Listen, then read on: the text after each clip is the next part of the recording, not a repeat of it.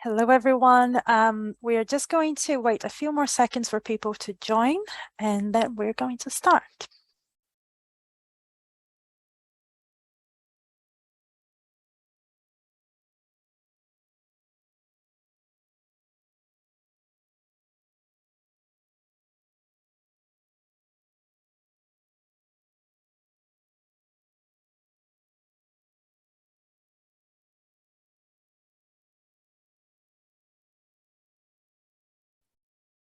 Okay, I think we are now ready to start. So I will just first say thank you so much for joining us today.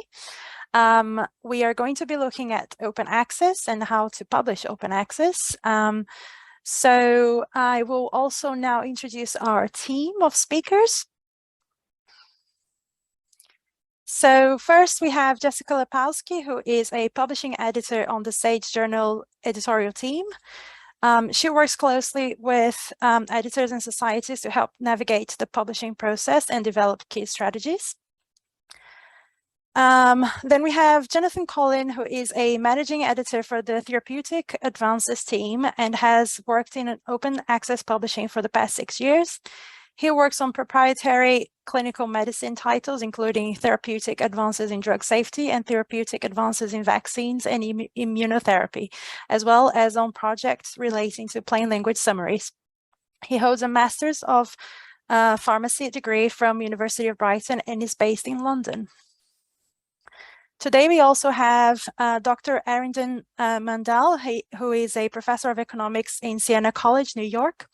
He holds a PhD from the State University of New York, Albany. His areas of expertise are labor economics, development and institutional economics, and macroeconomics. He's currently serving as an economics section editor for Sage Open. And finally, there's me, Maria Tissot. I am marketing manager in the author marketing team at Sage. And my work is focused on helping early career researchers get published.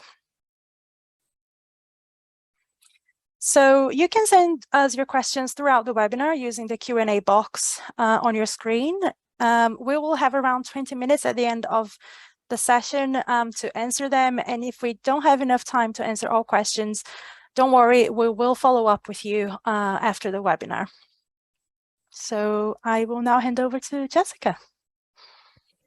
Thank you. And thank you so much, everyone, for joining our webinar today. Happy Open Access Week 2022. We're excited to have you here.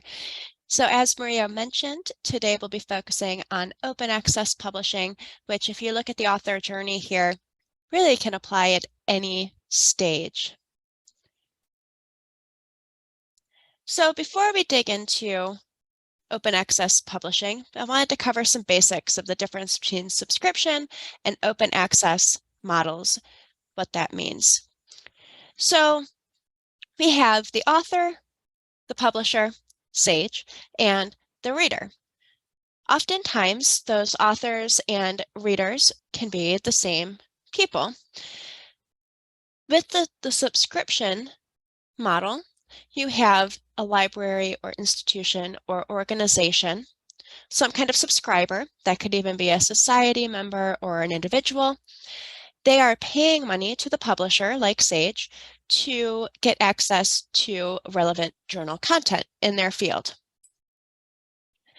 We also have, on the other side, open access models in which the author pays the publisher to publish in an open access journal or publish the article open access within a traditional subscription title. The difference here is that the author is paying the publisher, but that usually is built into grant funding or funding from an institution. And then that article is made free to read, and you are able to reuse that article, and that's available to anyone, regardless of whether or not they subscribe to that particular journal. So there's two different models here, and one is not necessarily better than the other. They're just different, and there's many different advantages to publishing in both. So Johnny, over to you. Thank you. So as Jessica mentioned, Publishing your article open access means that your research will be free to read, copy, and reuse, and can be shared by anyone, anywhere in the world. And studies have shown that publishing your article open access will actually increase the usage and impact of your research, as anyone can benefit from reading and using your research immediately, which maximizes dissemination and contributes to the faster advancement of scientific discovery. So some authors will choose to publish open access to meet funder open access policy requirements. Many funding bodies require research conducted with their funding to be published open access, and may also require research to be published under a particular Creative Commons license. And that may also apply to national requirements as well. So under a Creative Commons license, authors retain more control over rights to distribute and reuse their intellectual property. Plus, it importantly allows the general public to access research. Research is quite often paid for by taxpayers, so it's considered the general public have a right to access to this research as a result. And last but not least, it's worth mentioning that open access journals go through the same rigorous peer review processes as used for other traditional journals. So the highest academic standards are always maintained, and each article that reaches peer review is assessed by a minimum of 2 independent reviewers, both of whom have a specialist knowledge of the subject area. And these reviewers will often suggest ways in which authors can improve their manuscripts, as well as advising our editors on which manuscripts are ultimately worthy publication.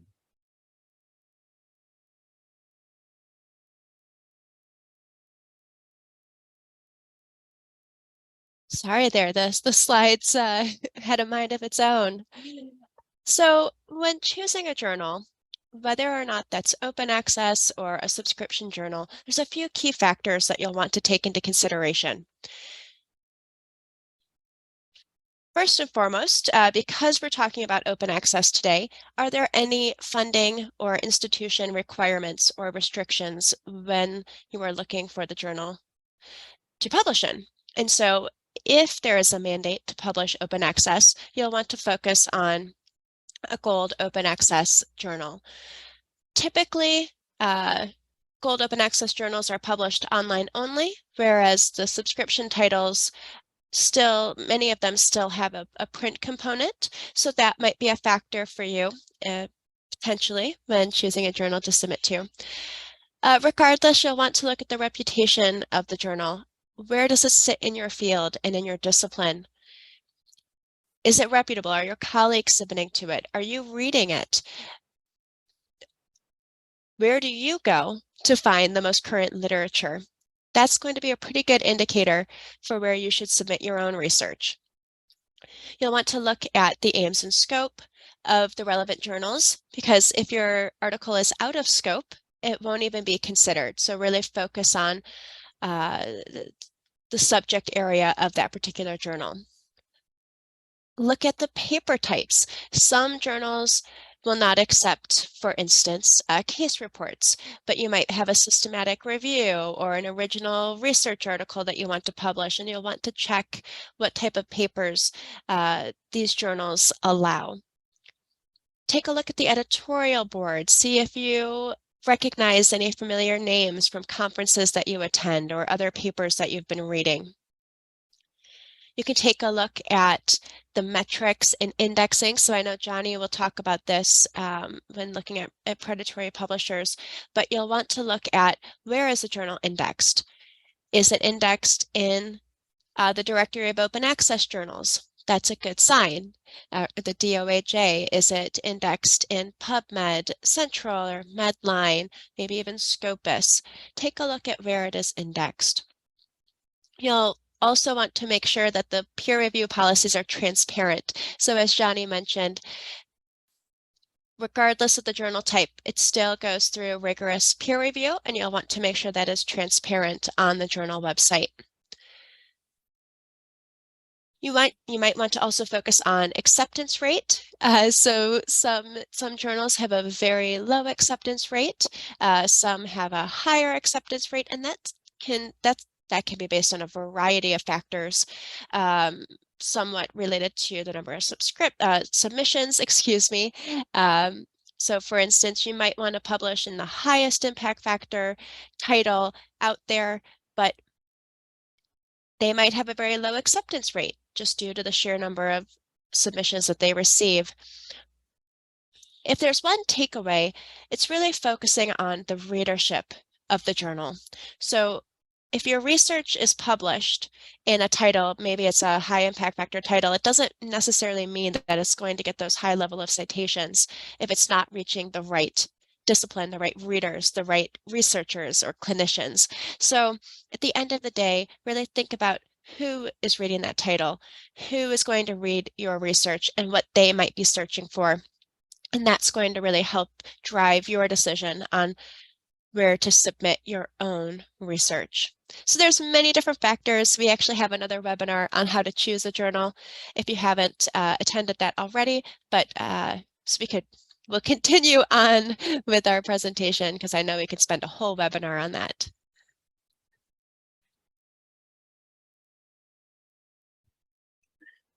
So I'm going to go into a bit more detail on predatory publishers and predatory journals now.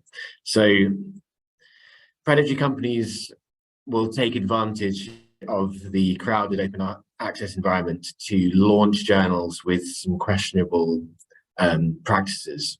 So some may list entirely fabricated editorial boards on their websites. Others may list real academics without their knowledge or consent. And these sort of journals often conduct little to no peer review and will accept any manuscript so long as the author is willing to pay the fee. And some publishers will even go as far as mimicking existing high quality peer review journals, even down to the exact logo.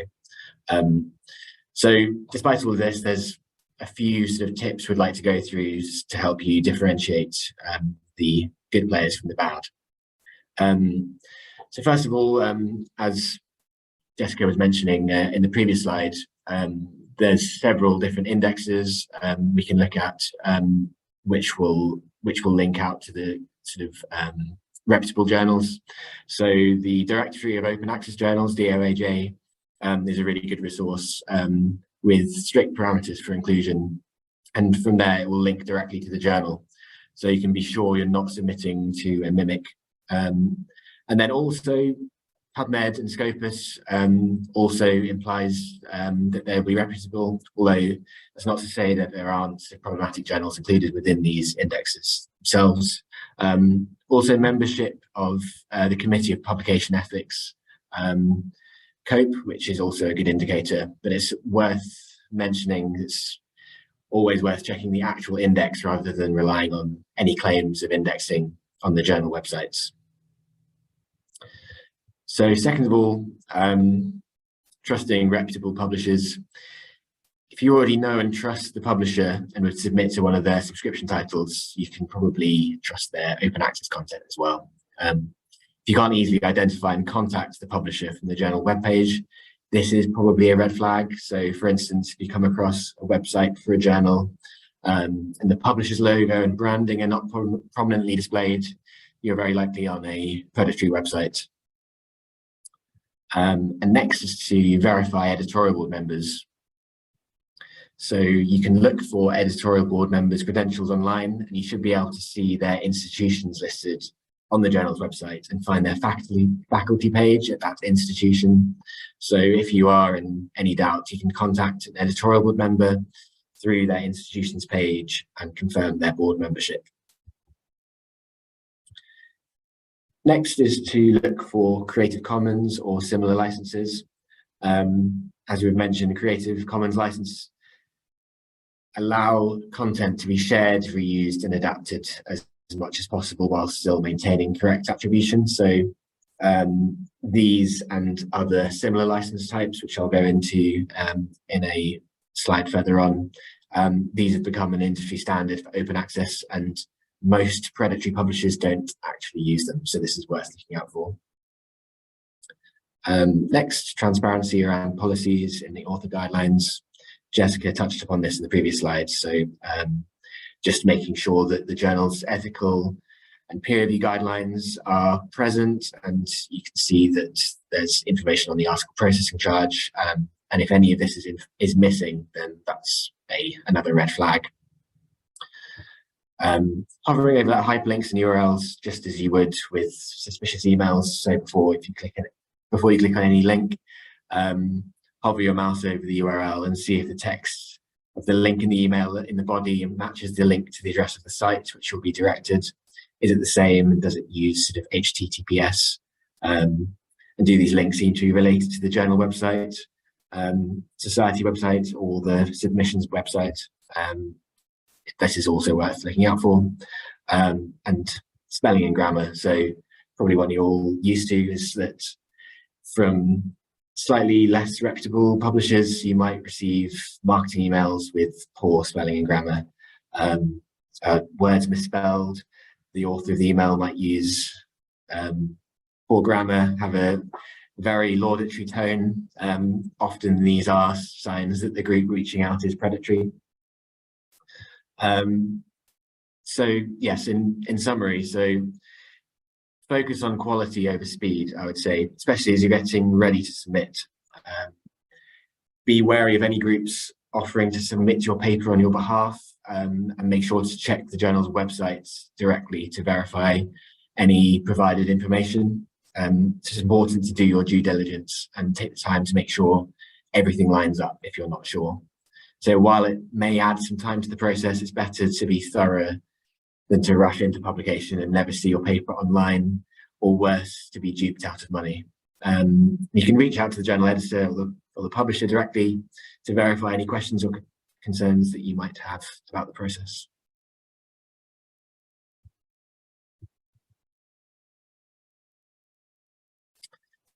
Okay, next on the article processing charge.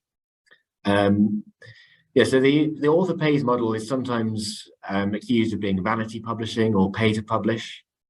So when revenue is directly dependent on the number of accepted papers, editorial integrity can be called into question.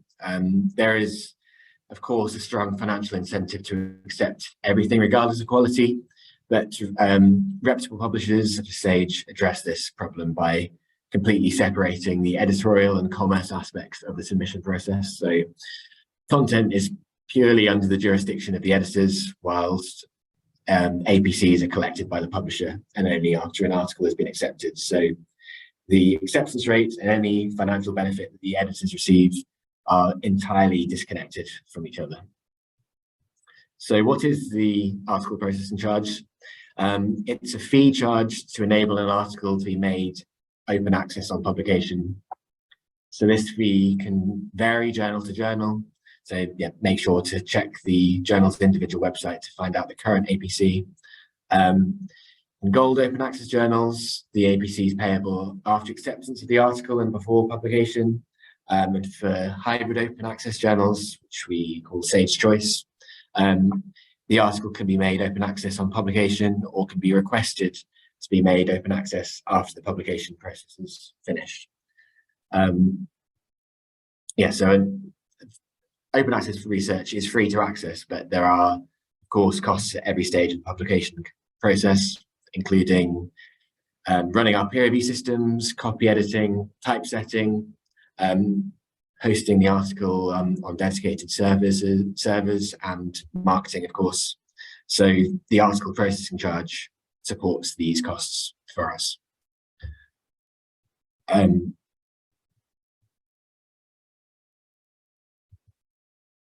Thank you. Of course.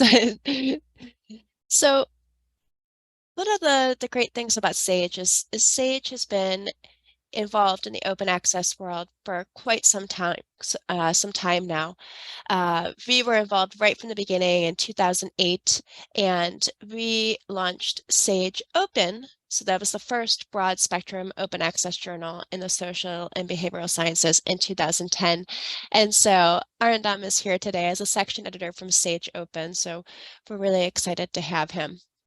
In addition to the subscription journals we have at Sage, we do publish over 200 gold open access journals. That's what we call fully open access. And we have just over 20 active open access publishing agreements with a variety of consortium and institutions around the world. So it's really a big part of our organization, and we're a big proponent of getting the right research into the right people in the right hands. So the read and publish agreements. This is something that you may have heard of, maybe from your own institution or just your own general reading, but this is where this is covering an agreement between a publisher and an institution or library consortia to convert the journal subscriptions to payments for publishing those articles open access.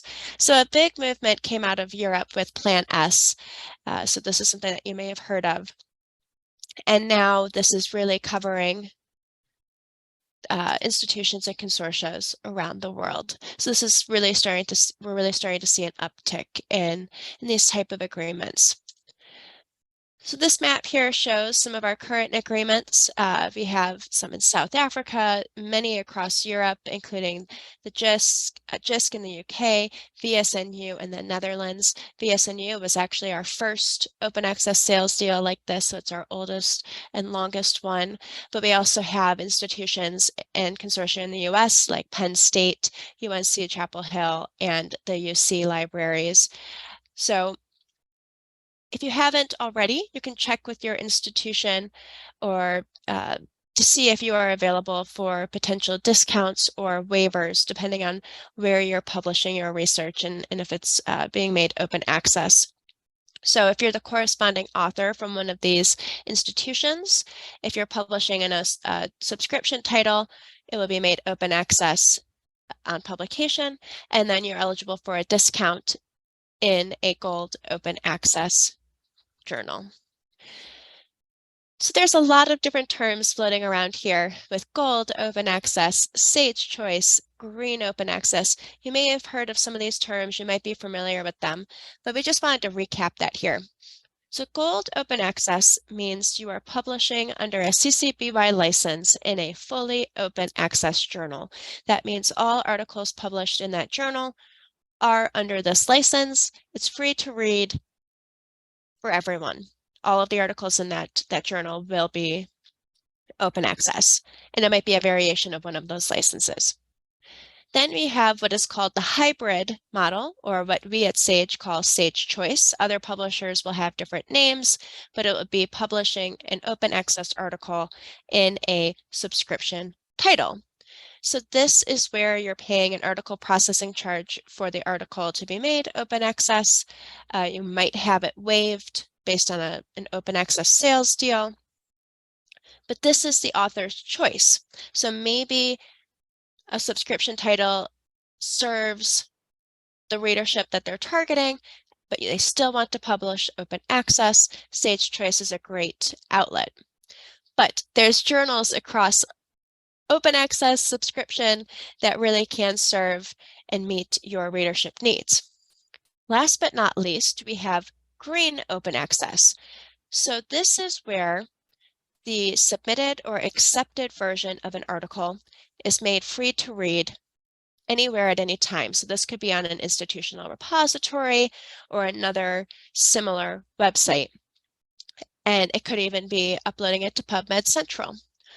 So this is something that Sage has always been author friendly, and that we have had no embargo. So you can take your submitted or accepted version of your manuscript and deposit that into an institutional repository or to PubMed if it's funded by the NIH, for instance, and share that so it's free to read. But then it would still be behind the paywall for subscribers if you are publishing in a subscription title, or that it would be free to read and available to all if you published it open access under one of the CC BY licenses. So you really have a variety of choices at your fingertips, and for all different budgets and options. Sometimes you can build that into grant funding, or your institution might pay for that open access fee, the article processing charge. really, there's a lot of different options out there. And you might even be eligible for discounts or waivers. We follow the Research for Life waiver program, so you can check if the country where you're coming from, if you're eligible for one of those discounts. Thank you. So I'm going to go into a bit more detail on Creative Commons licenses now. So these licenses allow authors to retain copyright of their work while allowing others to copy, distribute, and make some uses of their work. So the most common is the CC-BY license and the CC-BY-NC licenses, and your funder may require that you choose a particular one. It's important to note that without a Creative Commons license or similar, an article is not considered open access, just free to read, and that's an important distinction. And the reason is that just the distinction between free to read and true open access is the ability to freely reuse the content. So while differing versions of the Creative Commons licenses have various restrictions, such as restricting commercial reuse, their purpose is to allow the authors and others to reuse, repost, and distribute the research content. Next slide, please. So just a quick note on each of the different licenses and what they're used for. So CC-BY is the strictest license. So content may be copied, adapted, displayed, distributed, republished, or otherwise reused for any purpose, including for adaptation and commercial use, provided the content is attributed.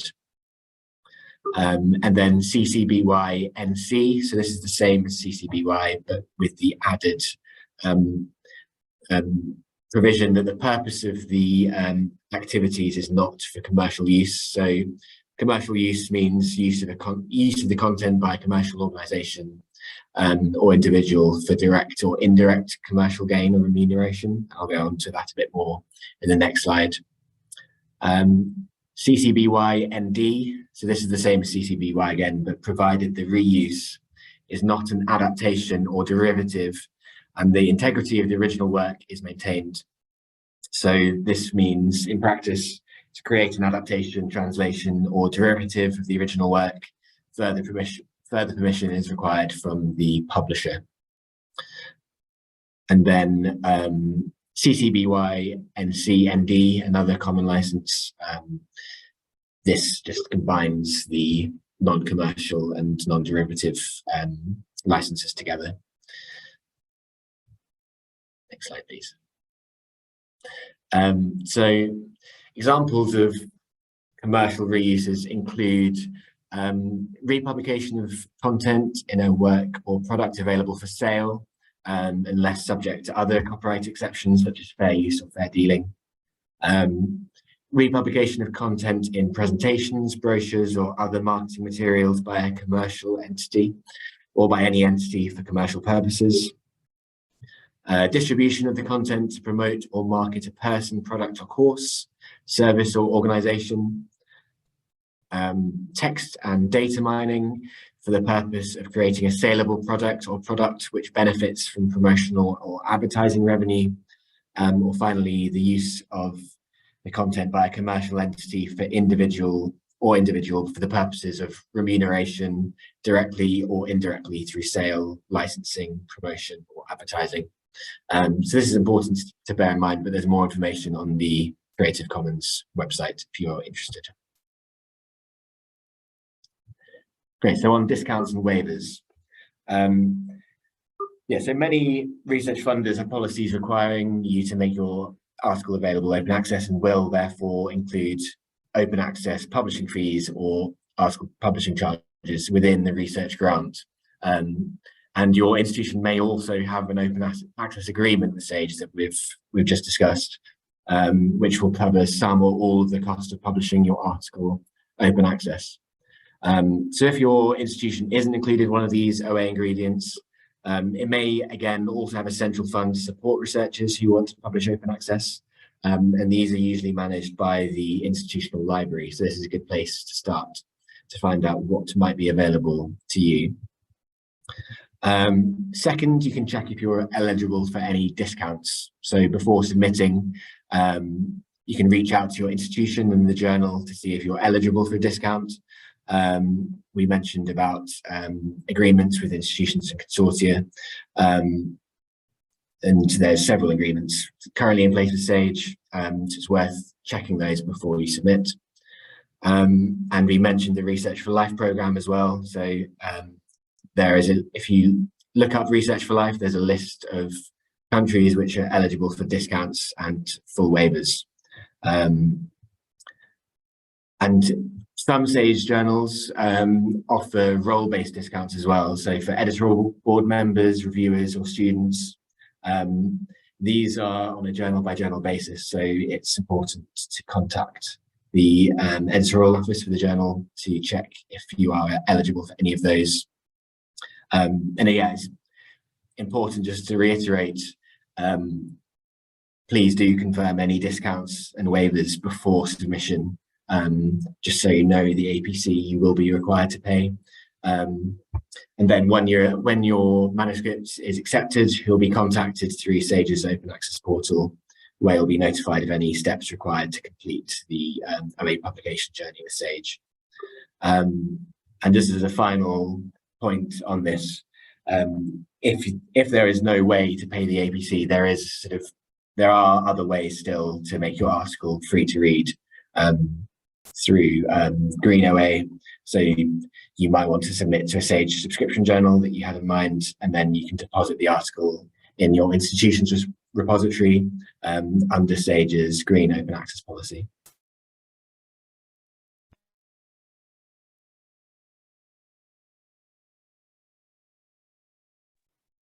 So the Sage Open Access portal is an online platform which allows authors to easily sign their Open Access Creative Commons license, nominate a bill payer of the APC, and complete payment. So what's good is that the portal automatically applies waivers and discounts. So this applies to some of the institutional deals we have, country-based waivers. These are applied automatically. And also offers funder-compliant license options and sends reminders when actions are required. So as authors, you'll be contacted via email and guided through each step of the process with links and instructions. And in terms of the automatic process, so authors will always be given any waiver or the highest discount they're eligible for automatically through the portal. And it ensures that authors are meeting all known points of compliance, including any applicable taxes due on their APC, and it will send automated reminders and updates on any activities relating to their article.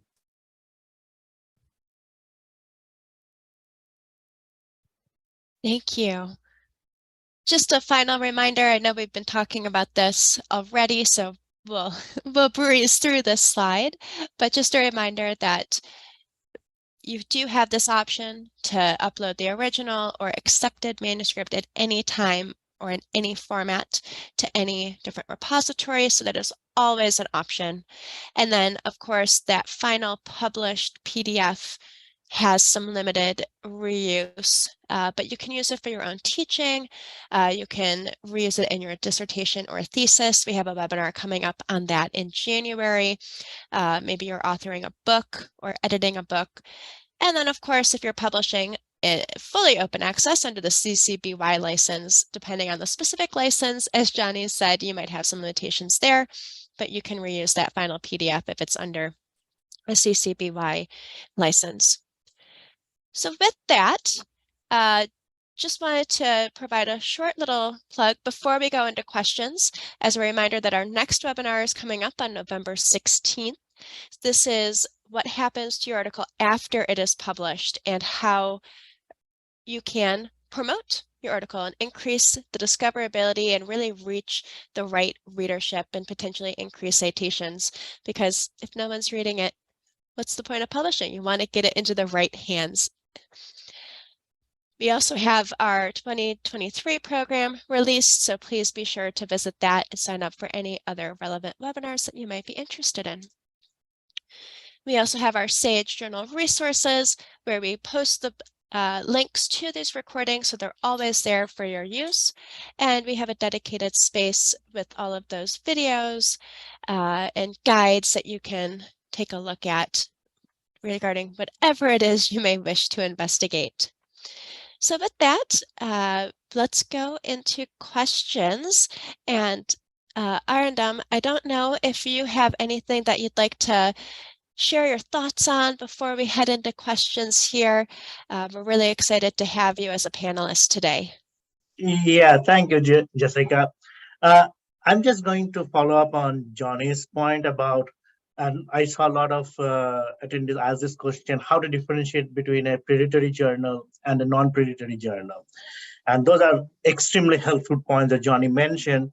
But also, one more thing you can always look at is that if certain publications are charging by page, sometimes they charge, like predatory journals tend to charge, like, if anything beyond 5 pages, you have to pay $500 per page or something like that. So that's also a very good indication that they are just pay per page journal, which most of the time perhaps turn into a predatory journal. And finally, I would say, like, just ask your colleagues. You are in a profession, ask your peers, what kind of journal is this? Because always remember, like, once you publish in a predatory journal, it's with you forever. You cannot just take out that paper because it's going to stay in your resume, which can be problematic in future. So just do your due diligence before you submit your articles.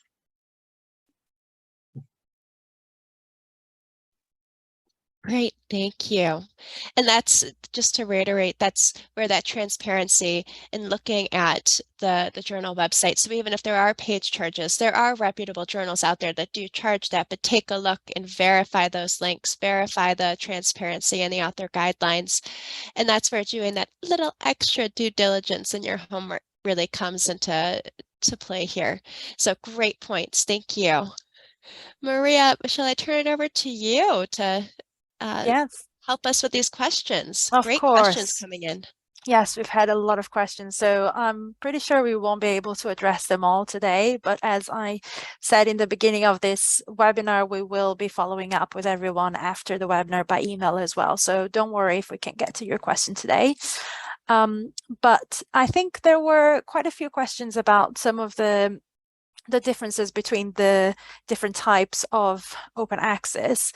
And I was wondering if, I think there were questions about especially, let me just find, sorry, the difference between gold open access and green open access. And I was wondering if someone could just very briefly just point out some of the differences between the two.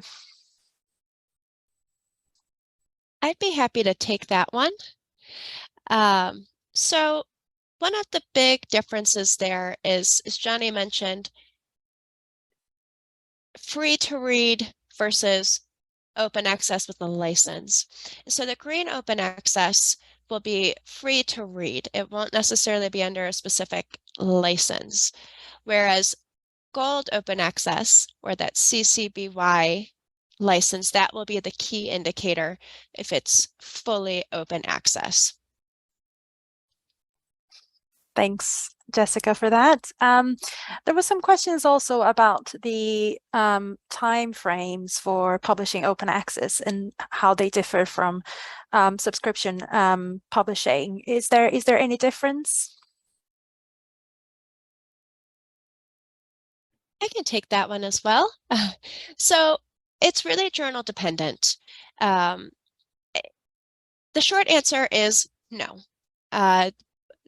Regardless of the type of journal that you're submitting to, you're still undergoing the peer review process, and that takes time. It takes time for the editor and the section editors and reviewers to reach that final decision.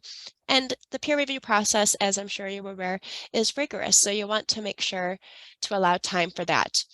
That being said, some journals will turn things around slightly faster than others, so it really depends. But I mean, you're looking on average, please don't hold me to this, just on average, maybe about a month till the first decision and a couple months to the final decision. But again, please don't hold me to that number because it really does vary by journal and discipline.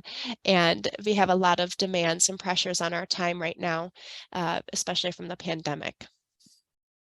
Jessica, can I add something to this? If you, from the section editor perspective, sometimes what happens that when first set of reviews go through, and if the reviewers do not agree, then it's typically sent to the section editors to have a look like where it stands. Now, often based on my own experience for Sage Open Economics section editor, often some of the papers have a great idea, but the way they're presented is not very clear. So always it makes sense that you take time to proofread your articles. Make sure that you make it, some of your peers read it and comment on it before you submit. Because clear article and clear and concise and the well-articulated articles are much easier to review. If there are like too many language issues or presentation issues, then it just delays the whole process. Yes, thank you for that, Arindam. There's a question here about do all journals allow the author to submit the preprint manuscript to an open access repository, or is it just some of them? I can take this one again. So that's really journal dependent. Each journal will have its own policy. So Sage as a whole do not consider preprints previously published, but of course it is journal by journal, even within the Sage journal portfolio. Johnny, Arindam, I don't know if there's anything extra that you'd like to add. Yeah, I would just add, I mean, normally it's worth checking each journal individually, of course, but also on submission, I would mention in your cover letter that you've submitted it to a preprint server, and that will just save time in terms of when it goes through our sort of plagiarism checks, we know that that's something to expect. Thanks for that.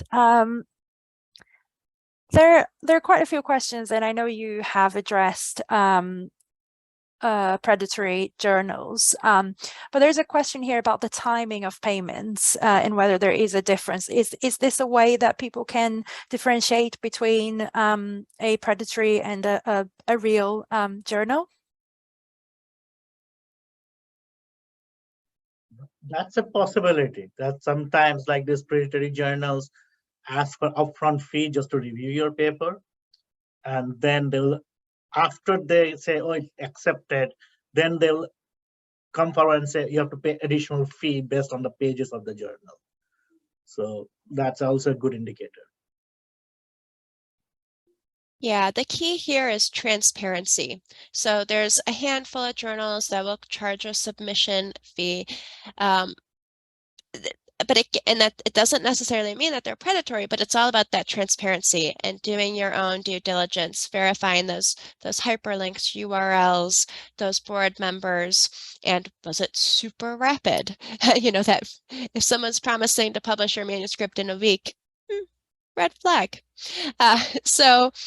But yeah, so most of the time, an article processing charge will be paid upon acceptance. And like Johnny mentioned, sometimes it will depend, is it a Sage choice, like being published hybrid?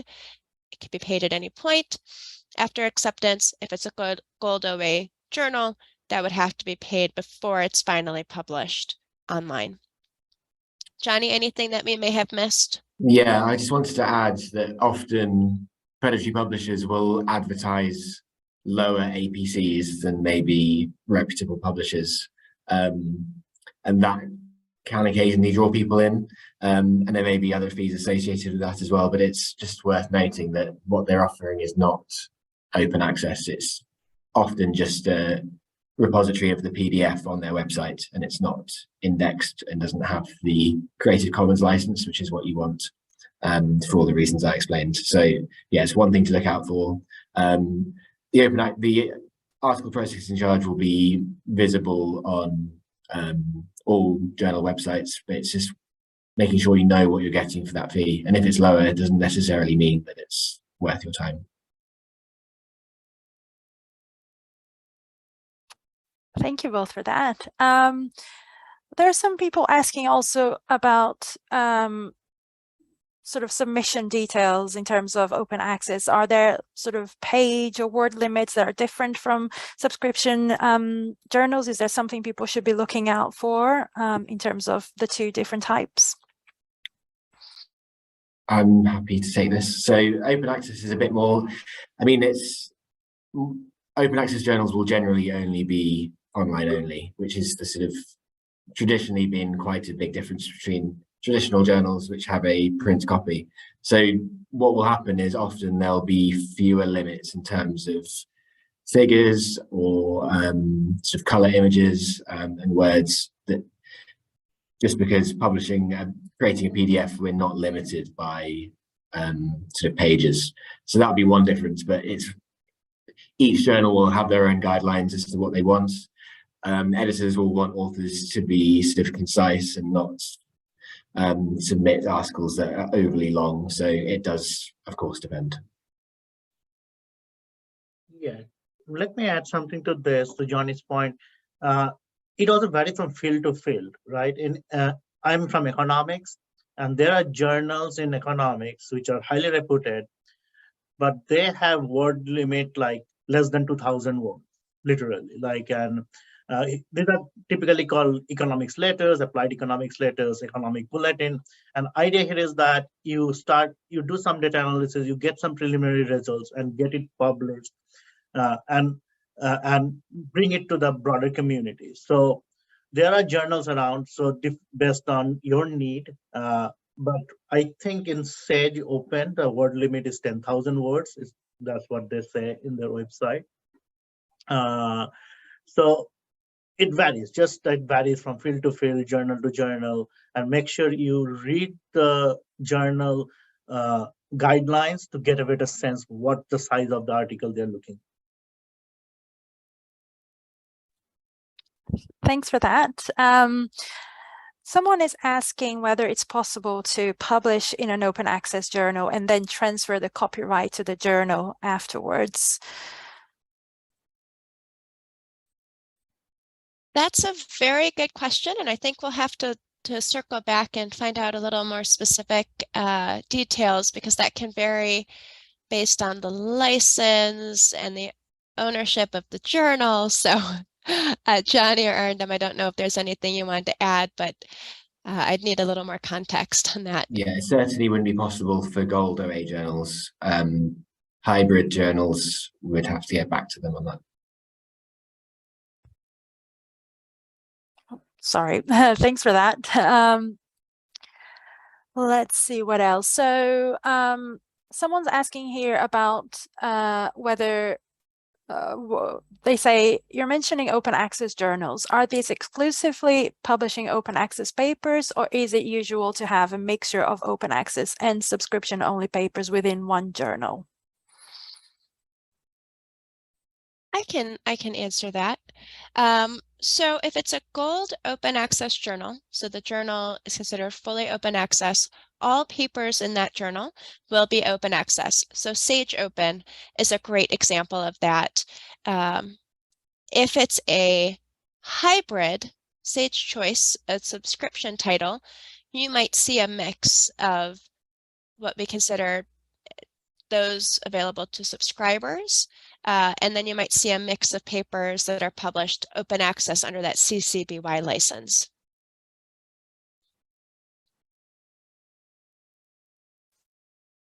Oh, sorry, I could not unmute myself. Thanks for that, Jessica. Someone's asking about whether research that is published open access might get overlooked or ignored by reviewers. Is there an impact in viewership or readership by publishing open access? So I think in terms of once it's published or the reviewer system, okay. So I think research has showed that open access articles overall have a higher readership and are more widely spoken about and cited, there is a citation advantage to open access publishing. I think there's been articles published on that several years ago now, which showed a clear benefit. And it's more widely accessible, so members of the public can read your research, and it has a sort of impact broader than just within your individual subject, which is, if you were publishing a subscription journal, the readership might just be limited to that one field, whereas an open access article is accessible to all sorts of fields, so it enables collaboration in that sense as well. Yeah, I think the person who is asking the question has another part to this question, which is asking about if the review itself get impacted by open access. And as far as I understand, at least for Sage Open, based on my experience, is no. Review is pretty exactly the same as any other subscription journals. It's a double-blind review process. We all maintain the standards. Absolutely, that's the key thing. So my personal understanding is that open access review are as rigorous as subscription journal reviews. Yep, I'd agree with that as well. Agreed. Great points. Thank you. Thanks, everyone. I think we are near time now, so I just wanted to answer some of the questions that have come through asking about certificate of attendance and slides, which we will follow up in the coming days. You will be receiving an email with recording and the slides and some extra resources and a certificate of attendance as well. So I know there's quite a few questions in the Q&A about that, so I thought it's easier if I just answer them directly. And unless Jessica, Jonathan, Arindam, do you have any last points that you would like to make? Anything else to add? Just wanted to emphasize that if you have any questions, we are here to help guide you on that publishing journey. It can be daunting, and there's a lot of different terms and acronyms floating around, and we're happy to help with any of that. I see some very specific questions coming in here, so I'll be reaching out to you to follow up on some of the more journal-specific ones, but there's some great questions, and good to see people coming in from all around the world. We ourselves are based around the world as well. So thank you very much for your time, and we will see you for our next webinar. Thank you. Thank you very much. Thanks, everyone. Bye.